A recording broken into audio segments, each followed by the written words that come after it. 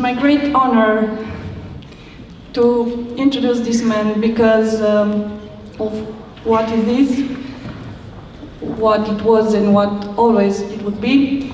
A true inspiration in public speaking for many, actually even for me and for my husband, the other Sorlia in the conference. Although a humble man in appearance, when he speaks to people, his complexity emerges and the magic happens. And I guess that is something about magic, because otherwise I cannot explain why every time he has a presentation, the crowds are mesmerized with him.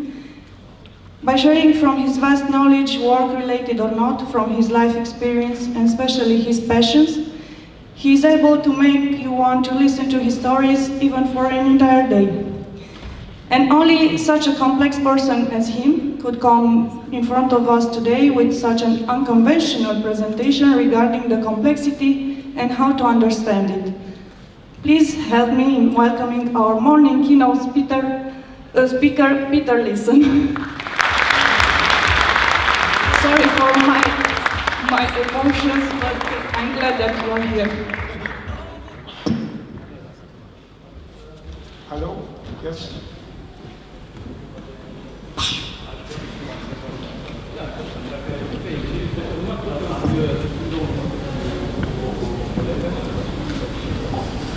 Bună dimineața! Voi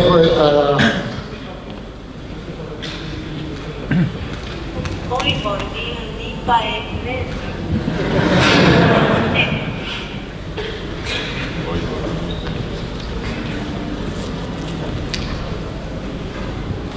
My job is to go into companies and to listen and to try to find the right combination of things to change your culture and improve the quality of your products and services. There are lots of techniques and principles and models and standards. They're all good, they're all wrong. I'll stand behind IT Days for the picture, okay? I stand behind IT Days.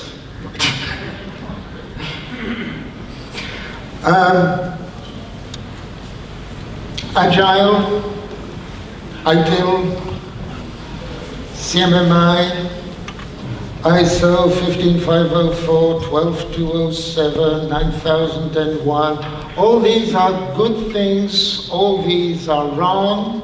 They will help you in some cases, they will just create more problems in other cases. So what I try to do is ignore all of them, take out the best pieces, and try to produce something which is handmade especially for you. And that's the reason that I'm going to give you now a fully handmade presentation. Okay, there is no typing and there is no pictures. I've written it all out by hand. This is not the title that you saw on the program, but it means the same thing, just a little bit more complicated. I'm going to talk to you about complexity and chaos. So let's start with chaos. Chaos was the original Greek entity before anything else. Chaos was for the ancient Greeks the foundation of reality. Chaos is also something you encounter in your business on a regular basis. Chaos, all by himself, had two children. Some things we can't do anymore. Erebus and Nyx, meaning darkness and night. When you have chaos in your company, that's the number one thing that comes out. Darkness and night. The next level down is when you come out of the darkness at night, and the next generation, there were three. There was Tartarus, the abyss, where everything goes to hell. There was Gaia, Earth, where things are more solid and are working out. And there was Eros, love, where things really worked out nicely. I'm not going to go any further down. Chaos in mythology is the foundation of reality and the start of everything. Today, it's gone the other way. Change. Change. There we are. This is Rudolf Clausius. Rudolf Clausius was a Polish scientist who created this very important formula, delta S is greater or equal to 0.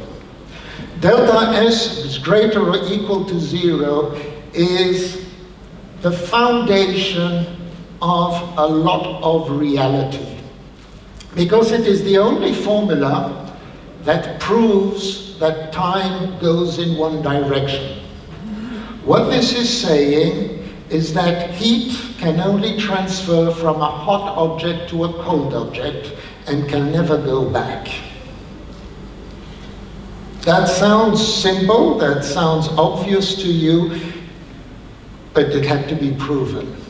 The fact that we have got heat moving only in one direction, the second law of thermodynamics, proves that time is only going in one direction, and that contrary to what some of your managers believe, you cannot stop time or go backwards.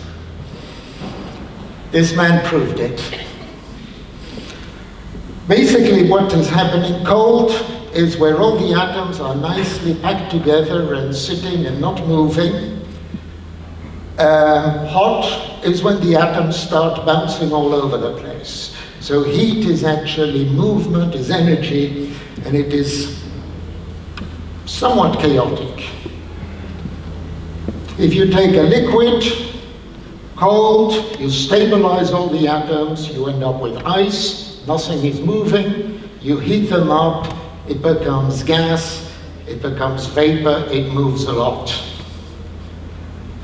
Which does not explain why there are bubbles in ice-cold beer, but not in hot coffee.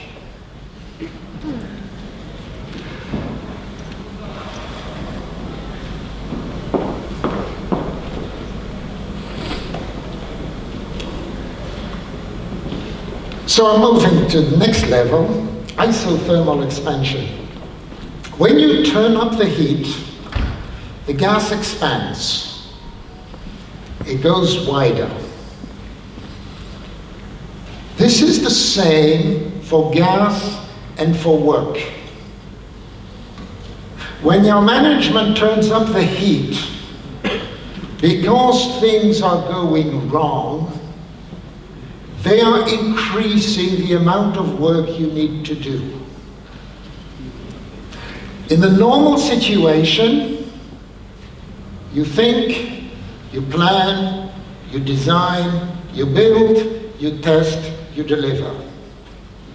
Now management turns up the heat because something is going wrong and persuades you to just build and deliver.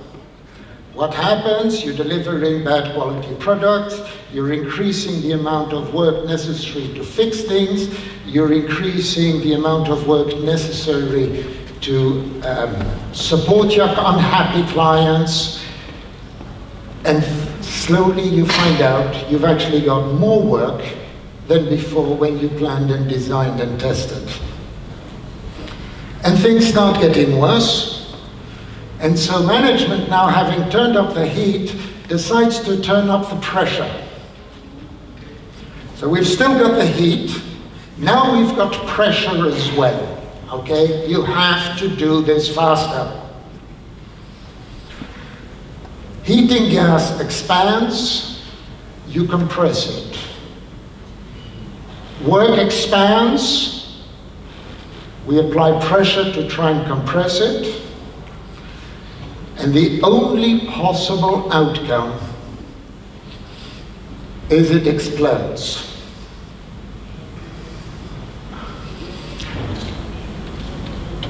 Surprisingly, a lot of companies still don't understand this. By now you're thinking, what the fuck is he talking about? Who let this guy come on stage and talk to us, and what has this got to do with my work? That's what it's all about, okay? Let's get down to it. Managing chaos and complexity in the workplace. And more specifically, managing chaos and complexity in the IT workplace. This is where we finally get to the title that you were expecting.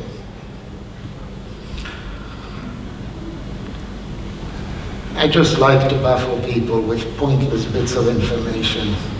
It amuses me even if it doesn't amuse you. Right.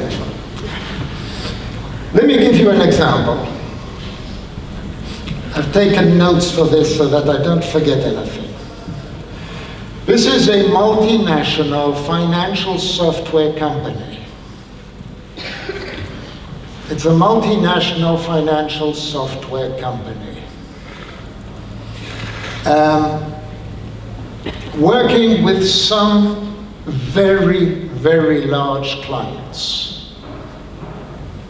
You know just about all of their clients. I guarantee that. The development team is under pressure to improve quality, of course. One of the major clients is very unhappy and is deciding and has started negotiating to remove their support and their hosting in order to go somewhere else. This is a global company, and most other countries that have not yet started using this system are refusing to use it. The development team is rushing out, and they are producing 2 to 3 releases per day. They don't have time to test, so each release is creating more defects than it is fixing. There's no time to do stupid things like review the products. Team members are working overtime every day, including weekends. The executive team and the IT support team regularly make things better by buying new tools which you now have to use, and no, we don't have the time or the funds to pay someone to set these tools up correctly or to understand whether they actually answer our needs. Existing tools continuing to be used are legacy systems that have been badly parameterized, are not working. We've got high-tech tools, cutting-edge tools that are being used as filing system. We're just dumping information into them. Data knowledge management tools, they're just folders. When something is delivered on time, the team gets rewarded. So I remember one team that got rewarded for having delivered on time, and they got rewarded, the whole team got to go for a long weekend to Spain. Nice reward for the team because they delivered on time. The frontline support team was working 15 to 18 hours per day, 7 days a week to try and make that shit work. But it was on time. Doesn't work, doesn't correspond to what the client wanted, that doesn't matter. It was on time. While the team is sweating blood to make the system work, without any word of recognition. There is a guy from marketing whose office is just outside the CEO, who gets publicly rewarded for having put in a couple of hours overtime to finish a presentation. The sales team continues to push more sales. One client was very unhappy. The team was working overtime. The team was trying to deliver something. They were failing because too many promises. The salespeople were very good at promising standard features that didn't exist. Clients expected them to just happen.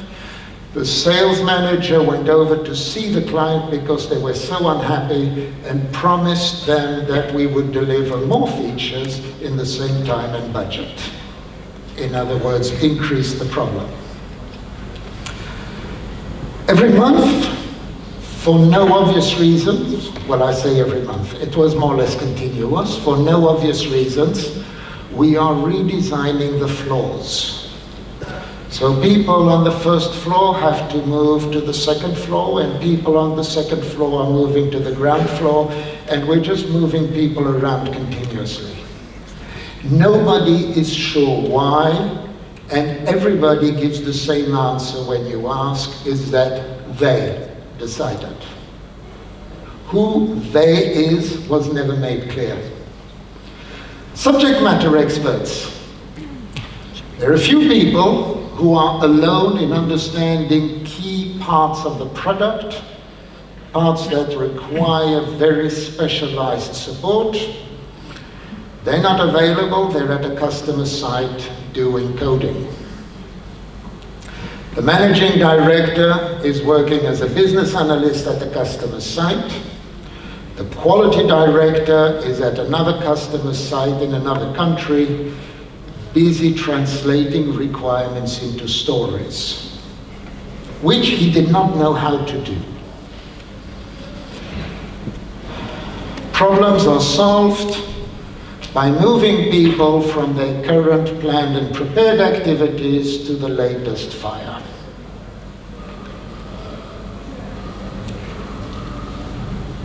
All of this is authentic. It was all in the same company, and I am sorry that I did not make any of it up. So, there was a perceived need for a quality manager. And they brought on board a quality manager. No job description, no objectives, no clear understanding of what the quality manager was to do. That's me. I came in as the quality manager with a basic understanding that I was going to use my Harry Potter wand and make everything better instantly.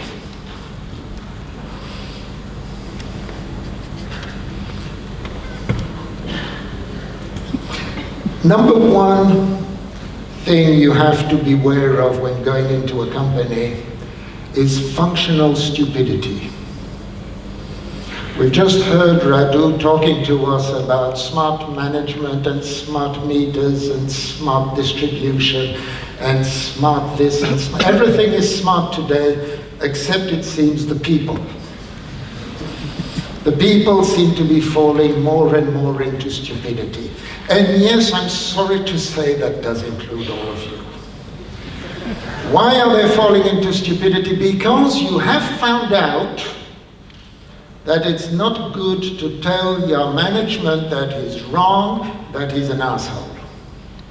You found out that they don't appreciate this. You have been told to follow the process. The process is bureaucratic, it's a nightmare, it's a waste of time, but you have to follow it, and it's not worth doing otherwise. We have got today this enormous conflict between artificial intelligence and natural stupidity. So you have to be aware of this. Functional stupidity exists at every level of the company. It goes from the CEO who is refusing to admit that he doesn't understand something or that he might be wrong, down to the software programmer who is doing what he is told even though he knows it is wrong. We hire the smartest people we can find, and then we chain them down to their desk. Fantastic book, I very strongly recommend it. It's the book I'm recommending most frequently for the moment. So, you've got chaos, everybody's overworked, everybody's running around, there is no time to improve, there's no time to think, and you need to find the way out. You need to move ahead. You cannot stay in this context without killing the company, and you will.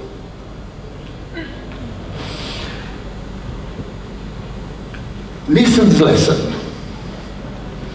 I can't believe I have been talking for so many years in conferences and things, and I've never used the term Leeson's lesson before. It seems so obvious. When you're on a plane, you've got these charming people who do pointless, incomprehensible signs about exits and tell you to remember that the nearest exit might be behind you. And probably in the plane there are one or two people who will actually turn around and bother to count seats to find out where is the nearest exit. If you don't know where you are, you will not get out. And that is what we are talking about. All these solutions, all these techniques, undone, Six Sigma, all these things, fantastic solutions, okay? There are books written about them which explain in detail how this was successful in 6 companies, and conveniently forget to mention the 5,000 companies that failed. Okay? Because consultants are also functionally stupid. They have their hammer, they're looking for your nail. They will keep on selling the same solution no matter what the problem. So find out where you are. And that is where Cynefin comes in. Cynefin is a Welsh word, and it sort of means our home, our environment, our place. It's a very good word that doesn't translate. This is Dave Snowden, brilliant man. I very strongly recommend you look up some of his talks on YouTube and look him up. Definitely worthwhile. This only ever changes the second time I push. No. The Cynefin is a sense-making model. It's not giving you the solution to what you should do, but it is helping you to identify where you are so that you can get out of it. Okay, it's not one of these standard models that tell you that what you should be doing. I should record my whole presentation, then I could just sit in a comfy chair. Basically what it is saying is that your situation, your status, falls into a number of categories.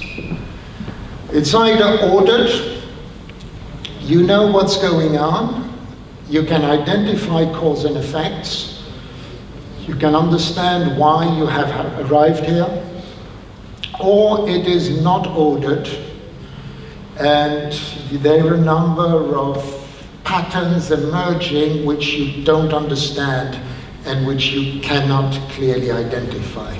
The ordered side, there are 2 bits to it.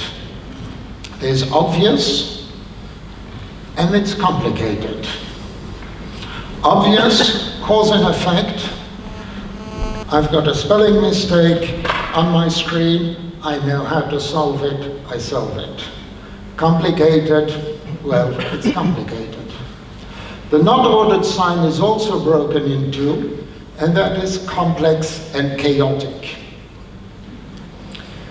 And once you understand this, you can start identifying what is the way out. So normally, there it is. This is the graphic that is used to explain it. I'll explain the various bits of this graphic. On some of the older systems, it's marked simple rather than obvious, but it was changed for very good reasons. Obvious and simple are very different ideas.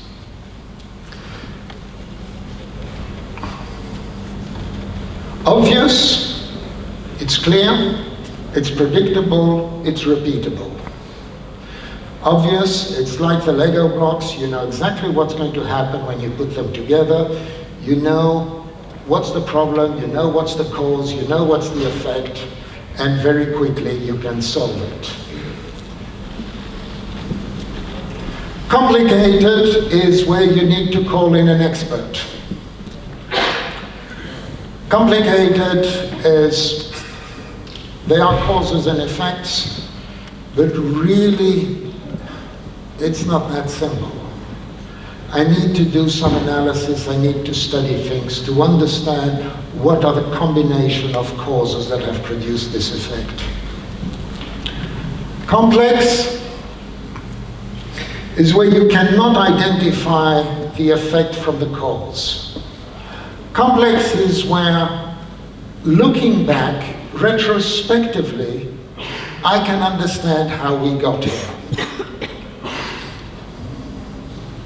Retrospectively, looking back over 10 years, I can understand why so many people where I live voted for Brexit. Okay? By the way, one of my great pleasures, I've been coming to Cluj for 12 years now about, and what I really like about coming to Romania is every time I realize that my politicians back home are not really that corrupt.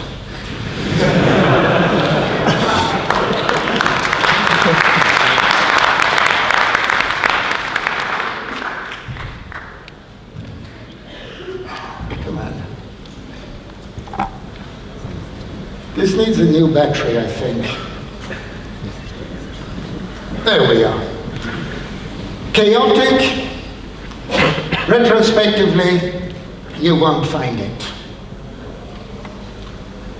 Chaotic is the area where the most common definition is shit happens. Okay? That's just, it happened. We have to live with it. Definitely need new batteries in this.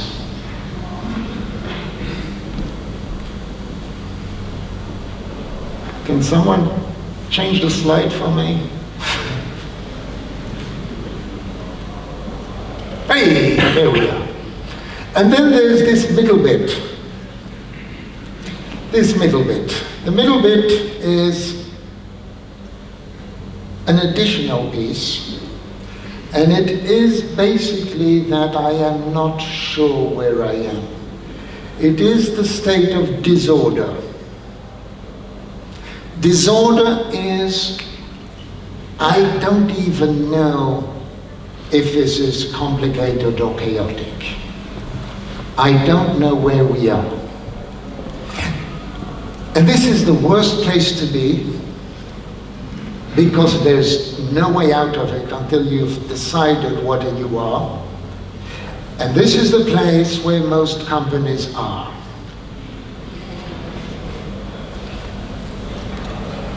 So, why is this so important?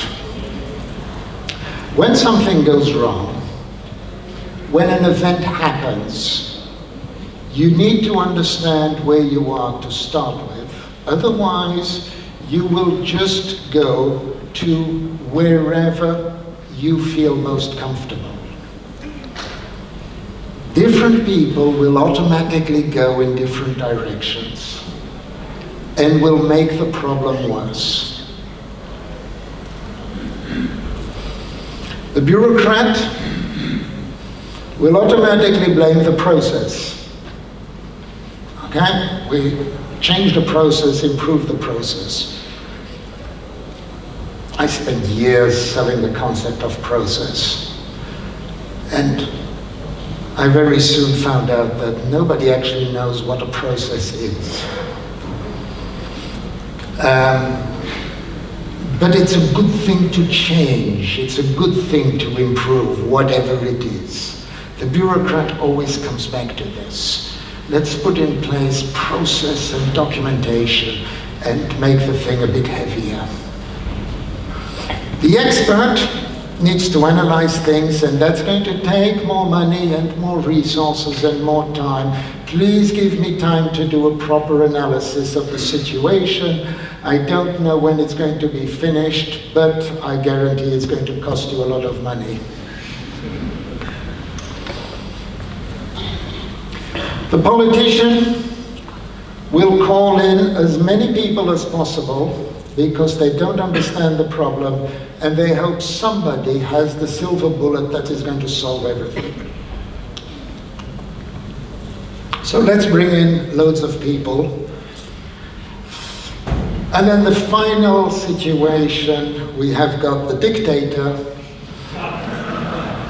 who will shoot the messenger and take authoritarian control. I didn't draw this one. This is the one I didn't draw.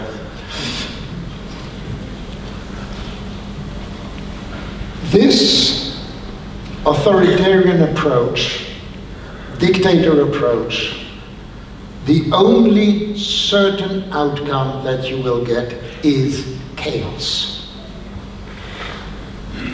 It sounds good, he will say things that attract people and will create something a lot worse.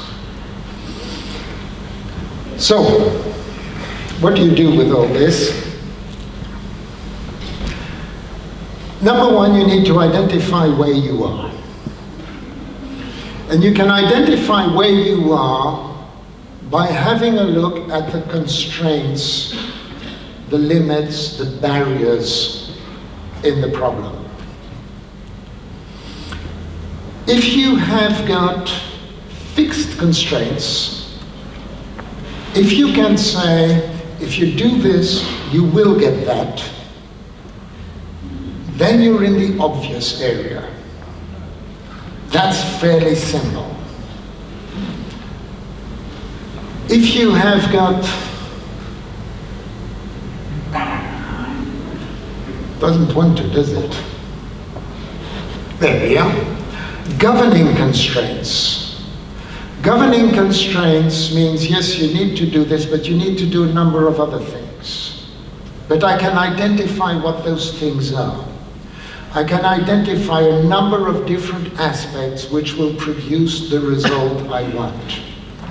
Those are the governing constraints. It's complicated. If you have got enabling constraints, then you're falling into the complex area. The enabling constraint is not that you need to do these things in order to get that. It is that you cannot get that if you have not done this.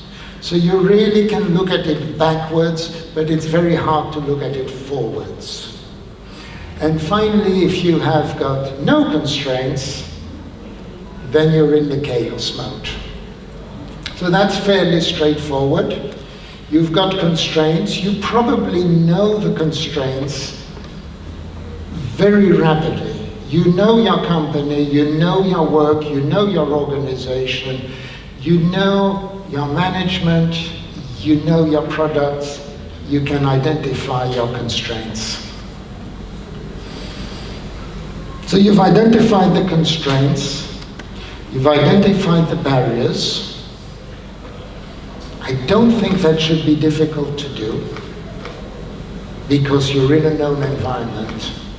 And now you can decide what to do depending on where you are. New problem, is it ordered? Do you understand the constraints? It's not ordered, you understand the constraints. Find out where you are and then use your knowledge. So, if you're in an obvious situation, there's a 3-step pathway for each one of these. You sense what is the problem, you sense what is the cause. I think I know where this comes from.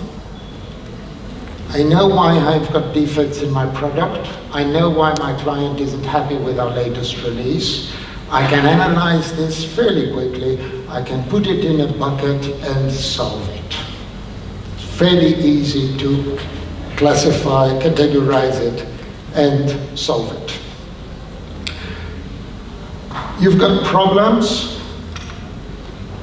Check if your standard processes have been respected.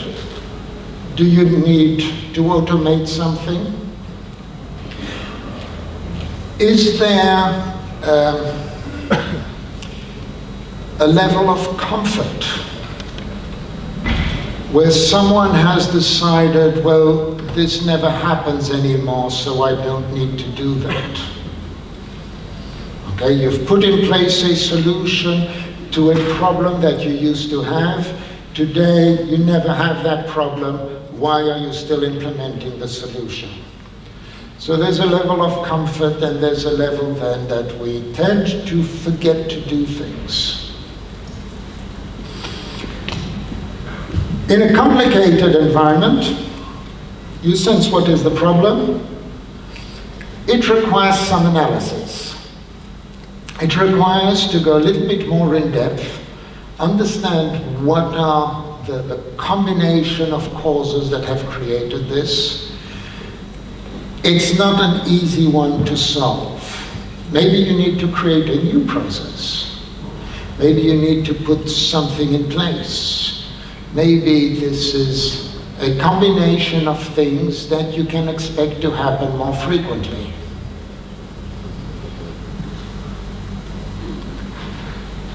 We get into and by the way, you might want to have to do the categorized step as well. But maybe, depending on the results of your analysis. Complex? There's something that happens before this, and this is now probing. I'm going to try to run some simulations. I am going to dig a little bit deeper. It's not that obvious where my problem comes from. I've got to do some probing. I've got to try things. I've got to talk to people. I have got to try to identify who knows. So I'm going to bring together people. I'm going to ask for why does this happen? What can we do about it? Is this a normal situation? Is this something that is going to be repeated that we need to solve once and for all? I'm going to run some simulations. I'm going to run some safe-to-fail scenarios. In other words, I'll say, okay, what happens if I do this? What happens if I do that? What's the outcome? The safe-to-fail scenario, I recommend you pick scenarios that are possibly contradictory. It's very good if they are contradictory, but it is testing a solution knowing that it might fail. So don't start revamping your number one project, but do some small tests. Does it work? Can we get out of this? You might, maybe it's when I move too far back. There we are. You might still want to analyze and categorize as you proceed, as you move from your complex to something more complicated. Chaotic situation. Number one, do something now. Okay? Just get us out of this. Solve the problem. The first thing you have to do is act, solve the issue, take dramatic steps. Going back to the case I was talking about earlier on, one of the first things I did in joining that company was to do a root cause analysis with the unhappy client. So I spoke to all the key players inside and outside the company and asked them their story. I spoke to the client. I explained, I'm not here to defend the company, I want to find out how it can be improved. Talked to all these people, put together a report which was about 40, 50 pages long, identifying what both parties had done wrong, what had happened, and what needed to be done in order to solve this. It was, I believe, very fair, it was balanced. The account manager reviewed it and said, send it to the client and let's get this thing moving. Senior management, functional stupidity, got very upset that we had said to the client that we had done some things wrong. They wanted a root cause analysis that proved that it was entirely the client's fault and publicly contradicted the account manager who had approved sending this out by blaming the messenger. Okay? Functional stupidity exists all over the place. By doing this, by sending out this report, first step is we brought down the number of releases. Unless it was dramatically blocking and you couldn't do anything, the number of releases went down from 2 per day to 1 every 2 weeks. That nothing is coming out, you can continue giving us all your problems, we're not going to solve them immediately. We're prioritizing them, we're bringing it back. We then moved from every 2 weeks to 1 release every 3 months. Then the countries that had refused to use the product started buying into it and wanting to get it as well. Then the client, one of the biggest companies in the world, who was negotiating how to get out of their contract, signed a new contract for 5 years. Okay? Act immediately, do something about it. The fact that we solved the problems was secondary. What made a difference was that someone came out and said, let's talk. Tell me why you're not happy. What have we done wrong? And I'm not trying to justify or explain things, I accept we've done things wrong. In every relationship, both people do things wrong on a regular basis. So the first thing you want to do is act. And once you've done that, then you can start working into sensing and responding with possibly the intermediate steps.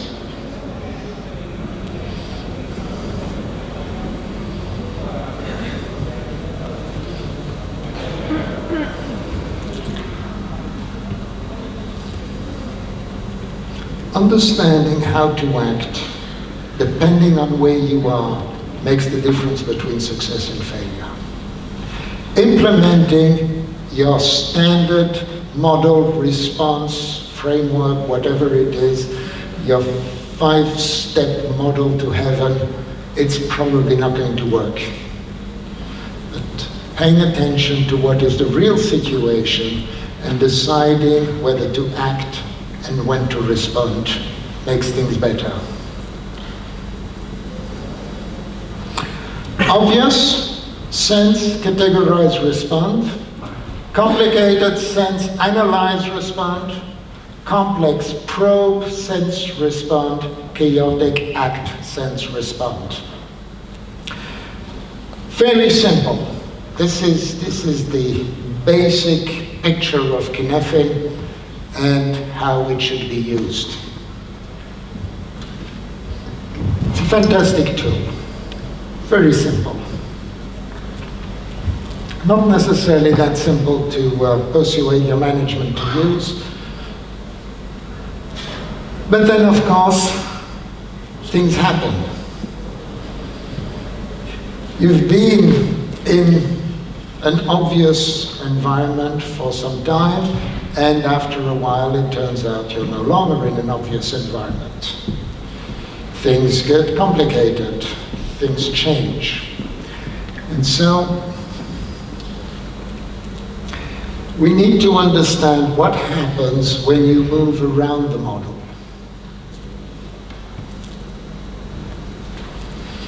Come to front of stage to change. No, it doesn't want to from here now. There we are. So based on this framework, there are a number of different pathways. You want to go from chaotic to complex. That's fairly straightforward. You don't want to stay in a chaotic environment. The only place you can go is to complex. You want to be able to circulate between complex and complicated. These two work very nicely together. I'll come back to that in a moment.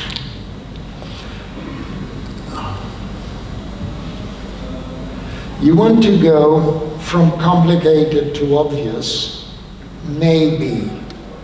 I am not necessarily convinced. And what you do not want to do is go from obvious to chaotic. And that happens too frequently. Going from chaotic to complex, do something, get it solved, put in place some controls, whatever is necessary to make things happen, to make things move. That is your priority. If you are in chaos, this is your number one priority. Understand what you can do immediately, try to bring some level of order down and solve the problem. Complex to complicated and complicated to complex are interesting. Because you see, complex brings out new ideas. Complex is exploration, while complicated is exploitation. So you want to be able to go back and forth between these two. From time to time, let go of the rules, do some discoveries, move into the complex environment. The big example of this, which you're all aware of, I'm sure, and I think it is Google who started this, which is saying, okay, for half a day, or from time to time, we're going to establish a chaos environment even. They went one step further and said, do whatever you want. Work on something, have fun. And then they brought it back. If it was useful, they brought it back. Obvious is the easy one. You know what the solution is. Everybody in your company knows what the solution is. You don't need management, you don't need reporting, you don't need any of this stuff. Obvious is where your cash cows go to die. If it's obvious to you, it's obvious to everybody else as well. And then there's the obvious to chaotic. Because of complacency, because of continuing to apply the same solution to a different problem, because of thinking, I know this, I don't have to worry about it, you fall into chaos. Typical example of this, and I know that some of you are familiar with what I'm going to say, even though you work in different companies and have completely different experience. You have got a small startup company, you have got an entrepreneur who is doing everything himself, who's built up the company, got in some big customers, has grown, has taken on more people, and hasn't understood that as an entrepreneur, he cannot manage a large company. And he continues to apply his entrepreneur solutions to growing complexity problems, and suddenly you have moved from a fairly obvious environment where we have one product and people who know what they are doing into a chaotic environment where people are doing stupid things without understanding and where senior management is interfering at all the wrong moments because they still believe they can do everything themselves. This is the danger area. So on the graphic, all the way through, probably haven't noticed, I know I hadn't noticed the first time, there's shading here.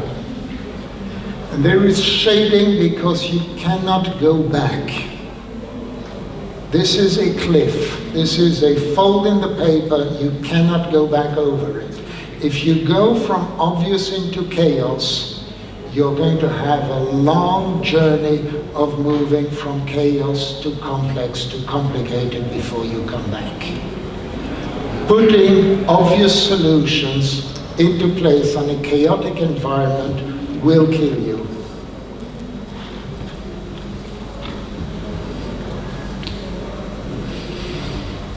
Just a few words on the liminal kinephin. There is an area here that is of interest. So you want to be able to circulate through this to some extent. You want to be able to go into complex, into chaotic from time to time, just so that you can identify new solutions, new things. Because you see, as you move around, you're finding different practices are useful.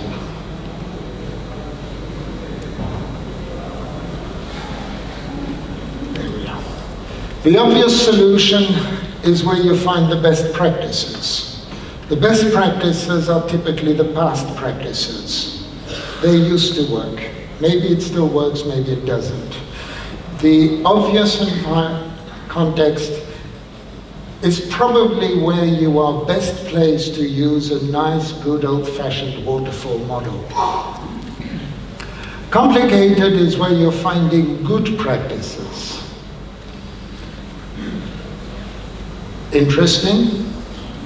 The area between obvious and complicated is probably the best area for time boxing, for sprints. Complex, come on.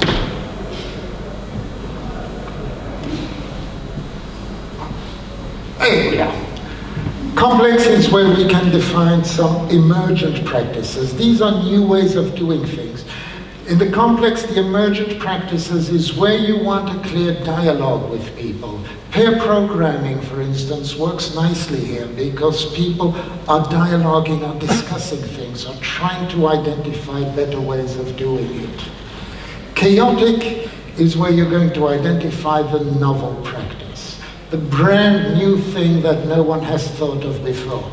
It is where suddenly you have to come up with something that is completely unknown today. And I get to my conclusion slide on time. There has been a movement over many years now of pushing people towards system thinking.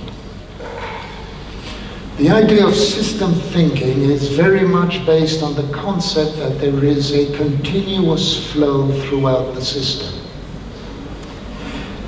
The problem with system thinking is that there is one element in there that is not systematic, and that is the human.